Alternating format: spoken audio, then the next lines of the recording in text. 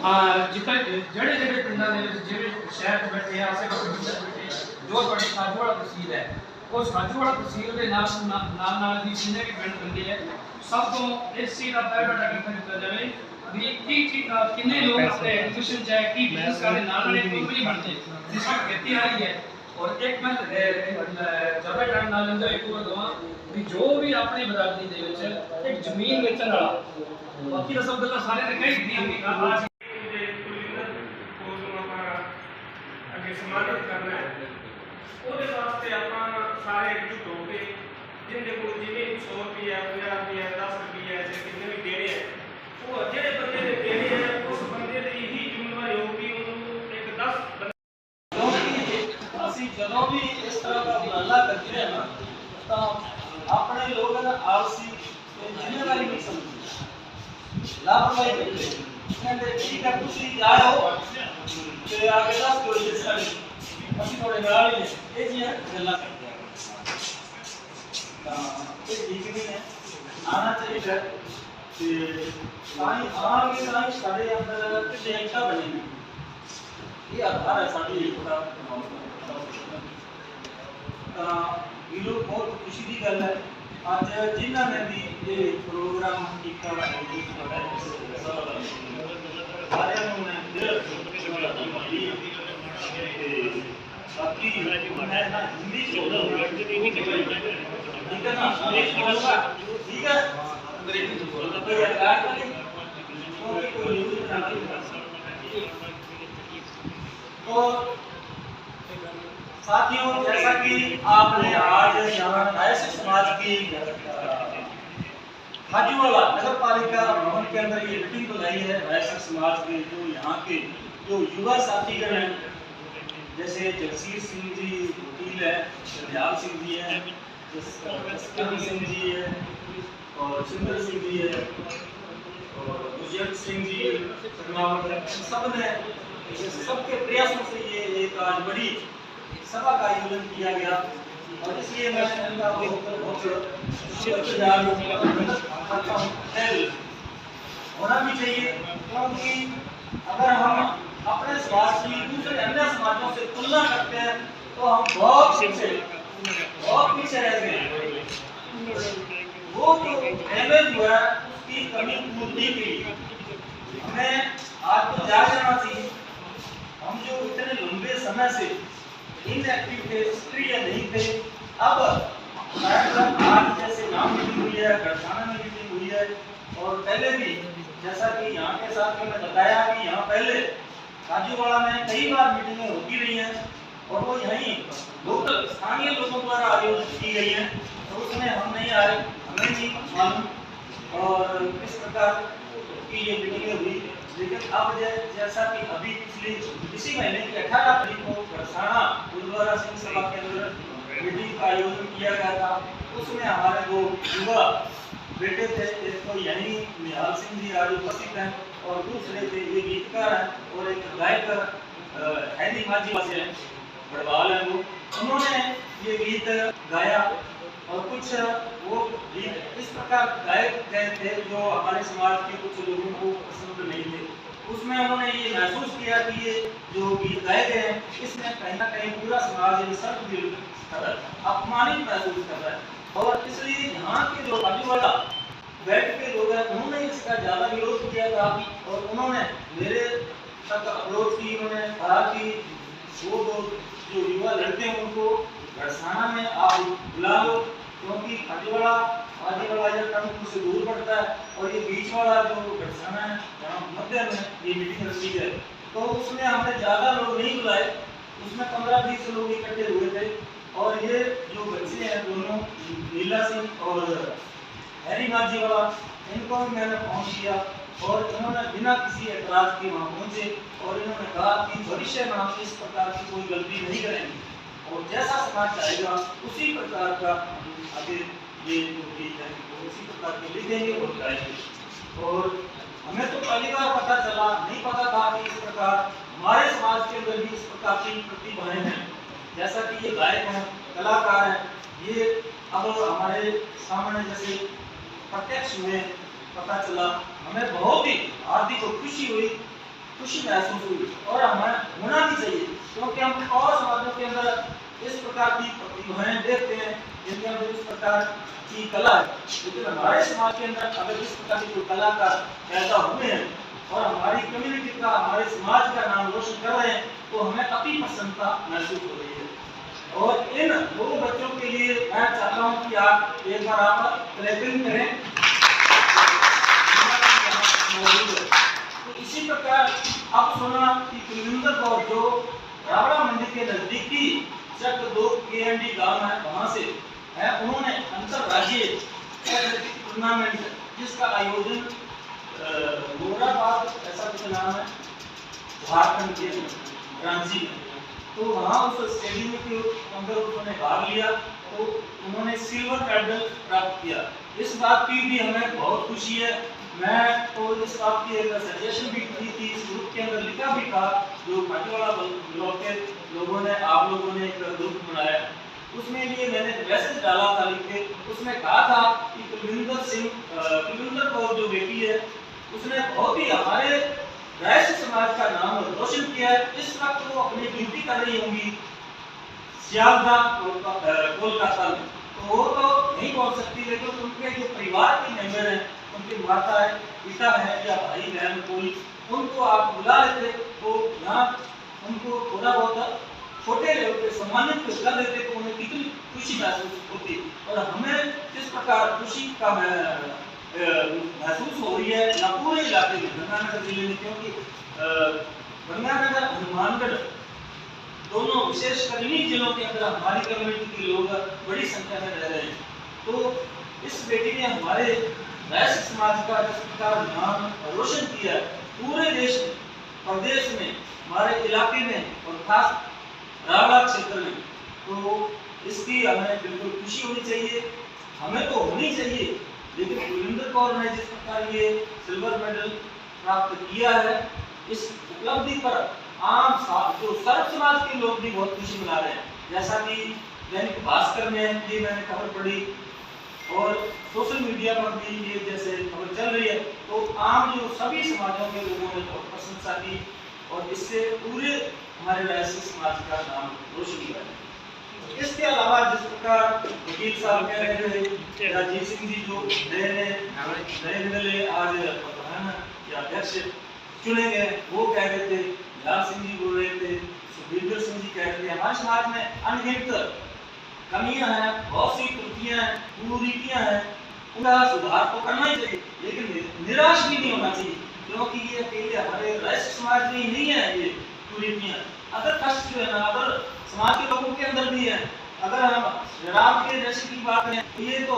और लोग भी, मैं इस मंच से किसी जाति विशेष का नाम नहीं लेना चाहता, लेकिन आप सबको मालूम है तो पीने वाले आजकल जैसे कि महंगाई का जमाना है, तो राय से पीते हैं, बढ़ाते हैं या बेचते ही हैं, तो ये धंधा हमें पता है और जाति के लोग भी ये धंधा करते हैं। तो इसलिए इस बात को लेकर आप इतना हतोत्साहित ना हो, निराश ना हो कि हम आगे नहीं बढ़ सकते। हमें जैसा कि भजन सिंह कचूरा ने कहा कि कोई जरूरी थोड़ी है कि हमने यही धंधे करने हैं, नशा बेचना है, ड्रग्स का धंधा करना है। NDPS एक्ट जो है उसके अंदर आप जैसा वकील साहब बता रहे थे 30-20 साल की सजा जेल के अंदर पड़े रहो, उसके बाद परिवार का क्या होगा, बच्चों का क्या होगा। अगर कोई अनमैरिड है, युवा जेल के अंदर चला गया तो उसकी तो पूरी जिंदगी तबाह होगी। तो इन चीजों को बिल्कुल विचार मंथन करना चाहिए, हमें सोचना चाहिए। अपने बच्चों के बारे में क्या माँ बाप को पता नहीं होता कि बच्चा कहाँ जा रहा है, क्या कर रहा है, पता होता है, लेकिन जब उनके अंदर स्वार्थ की भावना पैदा हो जाती है कि हमारा बच्चा कहीं जा रहा है, जो पैसे ला रहा है, चाहे वो इलीगल तरीके से कमाई करके ला रहा है, माँ बाप खुश होते हैं कि हाँ बढ़िया पैसे तो ला रहा है, लेकिन उसका भविष्य बर्बाद हो रहा है, उसका भविष्य बर्बाद हो रहा है। उसके बच्चे भी उसी रास्ते पर, उसी रोड मैप पर, उसी नक्शे कदम पर चलेंगे, उनका और आगे आने वाली पीढ़ियों पर भी उसका विपरीत प्रभाव पड़ेगा। इसलिए हमें विशेष तौर पर युवा पीढ़ी जो नई जनरेशन है उसको बचाने के लिए हमें प्रयास करने चाहिए, निराश नहीं होना चाहिए। और जैसा कि भजन सिंह ने कहा था कि और भी धंधे हैं मंडियों के अंदर, रेडी वाले भी 2-3 हज़ार रुपए कमाते हैं, जो ठेला लगाने वाले, इस प्रकार एक धंधा नहीं है, बाजार में जाएंगे तो हजारों काम है। हमारे इस नए क्षेत्र के अंदर जैसा कि मैंने देखा, मेरा पर्सनल अनुभव है, एक्सपीरियंस है, जो कुम्हार जाति है उसने सबसे ज्यादा तरक्की की है। साना मंदिर के अंदर जैसा कि बता रहे थे 40% वैल्यू, तो वो काफी बिल्कुल सत्य बात है। हम अलग से धर्मशाला है, बड़े बड़े झूले हैं, न्याय की दुकान है, हर तरह का काम उनके पास। तो हमारे जो गांवों के लोग हैं ना, नई पीढ़ी के लोग हैं, जो युवा लड़के हैं 15 से 20-25 साल की आयु के, उन बच्चों को हमें मंडी की तरफ रुख करना सिखाएं। वो मंडी में जाए, जो नजदीकी जो मंडी है, खाजीवाड़ा है, रावला है, गढ़साना है, रायसनगर, रूपगढ़, धर्मपुर, रायसनगर, तो यहाँ पर जो है इन दोनों को खाजीवाड़ा तक, यहाँ जो सीमावर्ती क्षेत्र में हमारी कम्युनिटी के लोग रह रहे हैं, और इसलिए हम पर इस प्रकार जो प्रशासन है उसकी नजरें हमनी पे है, क्योंकि हमारे पंजाब के लोगों ने हमारे यहाँ की यहाँ दूर कर दी है, क्योंकि ये धंधा हमारे यहाँ के स्थानीय लोग नहीं कर रहे हैं। ये पंजाब, जलालाबाद, फाजिलका, फिरोजपुर के लोग यहाँ आकर अपने जो सीमावर्ती क्षेत्र में रिश्तेदार हैं उनके यहाँ ठहरते हैं और कोई न कोई काम करके चले जाते हैं, और यहाँ बड़े लोग परिवार है वो दुविधा में फंस जाते हैं, मुकदमे फंस जाते हैं, पैसा बर्बाद होता है, पीछे परिवार परेशान होता है। तो इस तरह से ये जरूर है, अगर पंजाब से कोई रिश्तेदार आता है, अगर हमें पता है कि हमारा ये रिश्तेदार इस प्रकार के धंधे में लिप्त है, तो क्यों उसको आप घर में शरण देते, क्यों ऐसे धंधे करवाते हो? ऐसे लोगों से हमें बचना चाहिए। इसके बाद मैं बात करूंगा कि जो दूसरे समाज जिस प्रकार उन्होंने आगे तरक्की की है, राजनीति के अंदर आए हैं, चुनावों में भाग लेते हैं, तो उस तक भी हमारे समाज को आगे बढ़ना चाहिए। हमें राजनीति के अंदर आना चाहिए। पहली सीढ़ी होती है वार्ड पंच, सरपंच, पंचायत समिति डायरेक्टर, जिला परिषद डायरेक्टर। ये जो चुनाव है इनके अंदर हमें भाग लेना चाहिए। हालांकि पंचायत यानी वार्ड पंच या सरपंच ये बिना पार्टी के टिकट के होते हैं, तो इनमें ये पहली सीढ़ी यही है,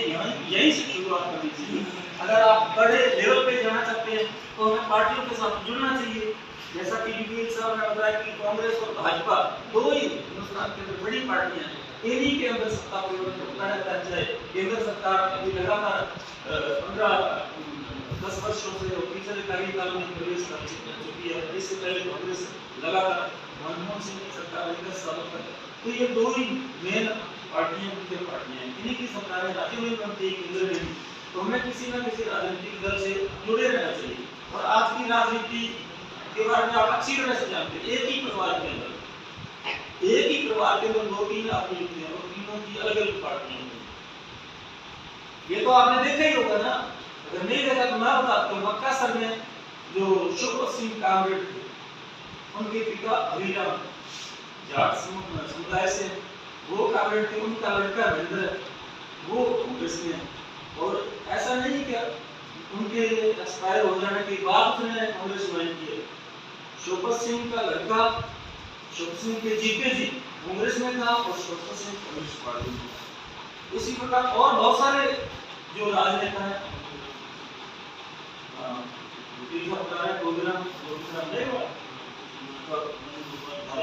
तो हम तो बिल्कुल उनके साथ हम तुलना नहीं कर सकते। इसलिए हमारी कौन सी पार्टी है, मैं जो भी पसंद आता है, जिस पार्टी की आइडियोलॉजी ठीक लगती है उसके साथ जुड़ो, लेकिन अपनी कुछ पहचान तो होनी चाहिए ना। केवल मतदाता बनते मत लो, भाग लो, राजनेता बनो, कार्यकर्ता, और उसके बाद बड़े पद भी मिलते हैं, उसमें परिश्रम करना पड़ता है, रातों पर कुछ पार्टी को दिखाया जाता है कि आप कितना वर्क कर रहे हैं पार्टी के लिए, तभी बड़ा पद मिलता है। तो ये जो राजनीति है इसके अंदर भाग लेने से पहले हमारे पीछे वोट बैंक भी होना चाहिए, कम से कम, और नहीं तो अपना समाज तो हमारे पीछे होना चाहिए ना। तो इसके लिए हमें जरूरी है कि हम एकता पर जोर दें। हमें किसी भी तरह से छोटी छोटी बातों को लेकर, छोटे छोटे गिले शिकवों को लेकर आपस में जो गैर भाव रख लेते हैं, और इतना लंबा, इतनी हमारा जो समाज की रुख है, अड़ियल स्वभाव की ऐसी नेचर है हमारे समाज की, तो यही कारण है कि हम एक नहीं हो पाते। तो इन छोटी छोटी बातों को दरकिनार करते हुए हमें एकजुट होने की बहुत बड़ी जरूरत है। और अभी जो जैसा कि वकील साहब बोल रहे थे, अभी पंचायती राज संस्थाओं के चुनाव होने वाले हैं, उससे पहले हमें कमर कस लेनी चाहिए। हमें इसीलिए हमारा सबसे मेन मुद्दा जो है ये मीटिंगें रखने का जगह जगह तहसील वाइज, उसके पीछे कारण सबसे बड़ा यही है कि हम एक हों और एकता पर बल दिया जाए। जहाँ हमारे समाज के कैंडिडेट जो भी प्रत्याशी वार्ड से लेकर सरपंच या पंचायत समिति के डायरेक्टर या जिला परिषद डायरेक्टर की अगर यानी लकीली किसी को टिकट मिल जाती है तो हमें एकजुटता दिखानी चाहिए। हमारे समाज के प्रत्याशी का बिल्कुल निर्विरोध होने पीछे हमें एकजुट होना चाहिए। अपनी ताकत का जब तक प्रदर्शन नहीं करेंगे तब तक और दूसरे समाज हम पर हावी रहेंगे। इसलिए ये जरूरी है एकता बनाना हमारे समाज के लिए। जब आप कहीं भी इकट्ठे होते हैं तो बड़ी संख्या में इकट्ठे होंगे और ये मैसेज अदर समाज के लोगों के पास ये मैसेज जाएगा तो उनके भी एकदम उनको बिल्कुल पता चल जाएगा कि बुराई से समाज जाग चुका है, तो जल्दी से आपकी तरफ उंगली नहीं करेंगे। और हमारे जो छवि है बनी हुई कि हम एक नहीं हो पाते और इसी भी दूसरे समाज के लोग हमारे समाज में तरह तरह की कमेंट करते हैं। हमारा जो राजस्थान राजसिक सभा है इसका आगाज हुआ था 1992 में, तो तब से लेकर इसी प्रयास में है कि समाज के अंदर एकता स्थापित हो, तभी हम आगे बढ़ सकें। और इसी एकता के प्रयास में आज जो 30 साल लगभग हो चुके हैं और बीच में अब एकता के अंदर थोड़ी सी गड़बड़ हुई 1900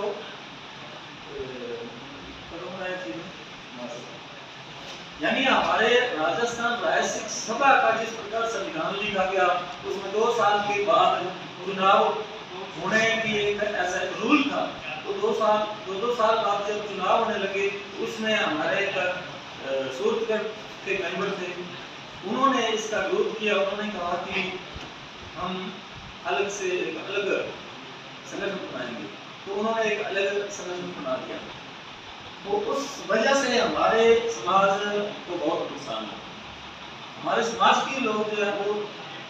एक दूसरे पर ये अनर्जी करने लगे कि आप एक नहीं हो रहे, आपने खुद नहीं समाज को 2 भागों में बांट दिया, 2 संगठनों के। तो सब जो दोनों जो राजस्थान राजसिक महासभा और राजस्थान राजसिक सभा जो रजिस्टर्ड 1993, तो ये दोनों को एक हो जाना चाहिए। तो अब जो राजसिक महासभा है उसके जो पदाधिकारी हैं और राजस्थान राजसिक सभा के अब ये प्रयास कर रहे हैं कि दोनों को मिलाकर एक संगठन बनाया जाए और हमारे पूरे समाज के अंदर इस प्रकार का ये मैसेज आए, सबको पता चले कि अब हम एक हो चुके हैं। इस जो पहले कई बार मीटिंगें हुई और उसमें ज्यादा संख्या बल नहीं होता था, उसका कारण यही था वो कह रहे थे कि हमारे समाज के लोग वो कह रहे थे कि आप पहले एक हो गए फिर तो हम आएंगे सभा के अंदर, अगर आप एक नहीं होंगे तो हम क्या करने जाएंगे। आप अलग अलग मंचे सजा लेते हैं, एक सूरतगढ़ में और एक इधर रायसेनगर में। तो ये जो 2 सभाएं हैं ये समाज के लिए ठीक है, उसके लिए हम ये करने का प्रयास कर रहे हैं। और उसके बाद ये जो संगठन बनाए गए थे उसका जो मेन मकसद क्या था, उद्देश्य क्या था, पर्पस क्या था, वो था हमारे समाज को पंजाब और हरियाणा की तरह अनुसूचित जाति के अंदर शामिल किया जाए। 2007 के अंदर पंजाब में राजसिक समाज को अनुसूचित जाति में ले लिया गया और उसके बाद 16-17 में हरियाणा को भी ले लिया गया। और हम जो पहले से 1992-93 से प्रयास कर रहे थे उस समय हम सामान्य कैटेगरी में थे, सामान्य श्रेणी में, और वो जो प्रयास हुए थे 1992-93 में वो थे ओबीसी के लिए संघर्ष किया गया और उसमें हमें सफलता मिली। ओबीसी के अंदर हमें शामिल किया गया लेकिन उसका हमें कोई बेनिफिट नहीं मिला क्योंकि जो जट सिख हैं या जाट लोग हैं या और बहुत सारे ऐसी कम्युनिटीज हैं वो भी इसी कैटेगरी के अंदर आते हैं। तो आप खुद सोच सकते हैं कि हमारा उनके साथ क्या तुलना है, कुछ भी नहीं। वो तो बहुत साधन संपन्न है जमीनों के मालिक हैं और हम मजदूर लोग हैं। तो इसलिए उसके बाद हमारी ये मांग फिर से नए सिरे से उठी कि हमें ओबीसी नहीं चाहिए, हमें चाहिए एससी कैटेगरी, शेड्यूल कास्ट का, अनुसूचित जाति में हमें शामिल किया जाना चाहिए। तो ये लगातार हमारे प्रयास जारी हैं। अब सफलता नहीं मिली तो उसके पीछे बहुत सारे कारण हो सकते हैं, वो मैं इतना विस्तार में न जाकर इतना ही कहूँगा कि प्रयास लगातार जारी हैं।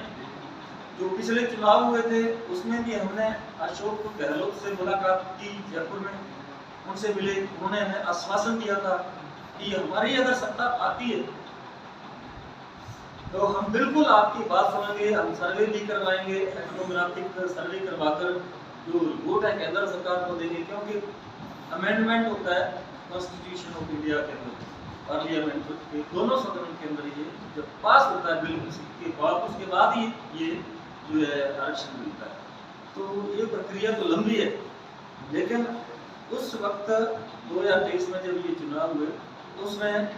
जैसा अशोक गहलोत ने हमें आश्वासन दिया, हमें वो फायदा नहीं मिला क्योंकि सरकार की उसमें जीत हुई नहीं। अब जैसा कि भाजपा की सरकार है राजस्थान के अंदर, तो हमारे कोई भाजपा से कोई गैर विरोध नहीं है, हम तो उनके भी यहाँ अप्रोच करने की पूरी तैयारी कर रहे हैं। और मैं आज आपसे वादा करके जा रहा हूँ कि 15 दिन के अंदर अंदर हम जो राजस्थान के सीएम मुख्यमंत्री भजनलाल शर्मा, उनसे हम अपॉइंटमेंट ले लेंगे।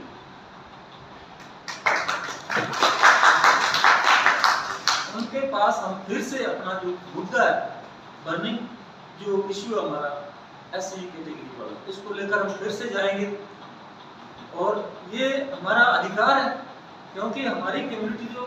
हरियाणा या पंजाब में वही रासिक जो रासिक वो है, वही हम है, हमारे वही रिश्तेदार हैं, तो हमारे में कोई डिफरेंस नहीं, कोई फर्क नहीं है, तो भिन्न भेद नहीं किसी प्रकार, तो क्यों नहीं हमें ये एससी कैटेगरी मिलनी चाहिए। तो मैंने कई लोगों से बात की, उन्होंने पूरा आश्वासन दिया है कि आप जब चाहो हम आपका अपॉइंटमेंट फिक्स करवा देते हैं, सीएम से मुलाकात करवा देंगे। तो हम इसी प्रयास में लगे हुए हैं। बिल्कुल उससे पहले जिस प्रकार ये जो हम सभाएं कर रहे हैं वो तो अलग है, ये हमारे समाज के संबंध में हम ये कर रहे हैं जो सभाएं, और वो राजनीतिक मुद्दा है जो आरक्षण के संबंध में, वो अलग है। उसके लिए भी हम प्रयास है लगातार। तो साथियों, ये जो मैंने आपको अंत में बात कही है कि मुख्यमंत्री भजनलाल शर्मा से हम अपॉइंटमेंट मिलने का समय तय करके ग्रुपों में डाल देंगे, और उसके लिए तो आपको ये भी मालूम है कि हाँ, मुलाकात तो केवल 5-10 लोग ही कर पाएंगे, इसलिए वहाँ हम जाएंगे जरूर बाहर, उनको हम अपनी जो संख्या है वो तो दिखाएंगे, उसका दबाव तो बनता है ना, वो तो उनको पता चलेगा ना कि ये पूरा समाज एकजुट होकर यहाँ आया है। मिलने में तो भले 5-7 लोग भी अंदर जाएंगे, लेकिन बाहर तो हम बड़ी संख्या में वहाँ पहुँचेंगे, तभी दबाव बनेगा और उनको लगेगा कि रायसिक समाज अब जाग चुका है, इनके अंदर एकता है। वरना तो कहते हैं कि ये 2-4 समाज के दलाल लोग आए होंगे मिलने, होता है ना ऐसा। तो ये जो बात मैंने की है, ये दोस्तों, भाइयों, रिश्तेदारों, आपको कैसी लगी?